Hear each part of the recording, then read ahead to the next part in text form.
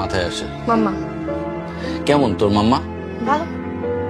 এই একটা কথা বললে হবে? তুই মাম্মাকে ভয় টয় পাস? অবশ্যই। আমি দেখেছি খুব ভয় পাস। মাঝে ভয় পাওয়া তো একদিক দিয়ে উচিত। তুই তো আমাকে ভয় পাস না কেন? ভয় তো পাই। পাস? ভয় পাই। ভয় পাই তোমাকে আর মাকে যে আমি ডিসঅ্যাপয়েন্ট করবো না। তো ওই ওই রকমের ভয়টা আছে।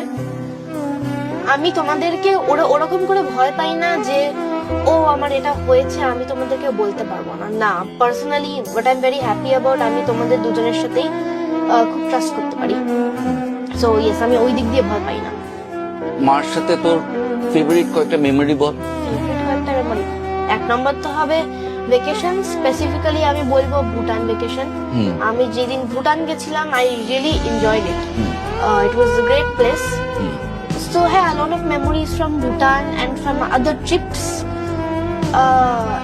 একটা বলতে পারি হচ্ছে একবার মায়ের একটা বাড়িতে শুট চলছিল আর আমি মাকে বলেছিলাম যে আমার জন্য রেকর্ড করে দেবে, আর মা আমার জন্য স্পেশালি রেকর্ড করে দিয়েছিল। সো ওটা আমার মনে আছে।